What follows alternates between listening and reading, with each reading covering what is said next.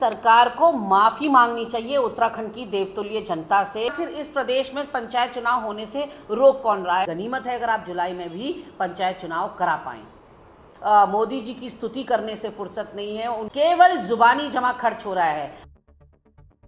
उत्तराखंड में प्रस्तावित त्रिस्तरीय पंचायत चुनाव से पहले आरक्षण व्यवस्था को लेकर बड़ा विवाद खड़ा हो गया है।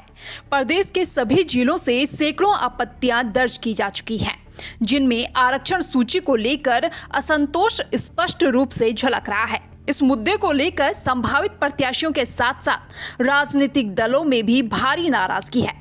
चुनाव आयोग द्वारा 18 जून तक संशोधित आरक्षण सूची जारी की जानी है। तब तक संभावित प्रत्याशी और राजनीतिक दलों की निगाहें इस सूची पर टिकी हुई है। लगातार बढ़ती आपत्तियों के चलते चुनाव प्रक्रिया में असमंजस की स्थिति बन गई है। आखिर कब होंगे पंचायत चुनाव, यह सवाल राजनीतिक माहौल को गर्माता जा रहा है। विपक्ष सरकार पर हमलावर है और सवाल कर रही है कि जब सत्ता पक्ष के सभी नेता पंचायत चुनाव को लेकर अपने आप को तैयार बता रहे हैं, तो फिर पंचायत चुनाव होने से रोक कौन रहा है? सरकार को माफी मांगनी चाहिए उत्तराखंड की देवतुल्य जनता से, इस पूरे प्रदेश को संवैधानिक संकट में झोंकने के लिए। इसलिए क्योंकि आपने ना निकाय चुनाव समय पर कराए, ना आपने, और निकाय चुनाव से सबक लेते हुए आपको कम से कम पंचायत चुनाव की तैयारी शुरू कर देनी चाहिए थी। लेकिन आप अपनी दुनिया में मगन रहते हैं। आपको मोदी जी की स्तुति करने से फुर्सत नहीं है, उनके 11 सालों के कार्यकाल का गुणगान करने से फुर्सत नहीं है, और आपको अपने ही दल का रायता निपटाने से फुर्सत नहीं है। आप प्रदेश की कहाँ सुध लोगे?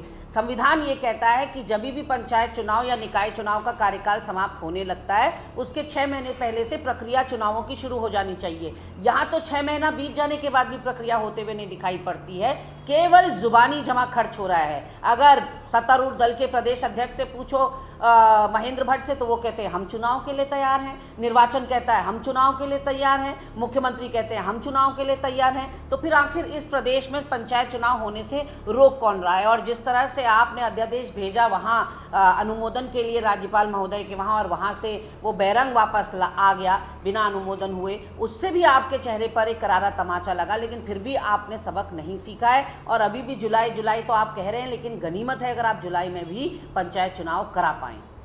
उत्तराखंड में पंचायत चुनाव से पहले आरक्षण विवाद ने राजनीतिक पारा चढ़ा दिया है। अब देखना यह होगा कि निर्वाचन आयोग की संशोधित सूची कितनी पारदर्शी और संतुलित होती है, और क्या वह सभी पक्षों को संतुष्ट कर पाती है या नहीं।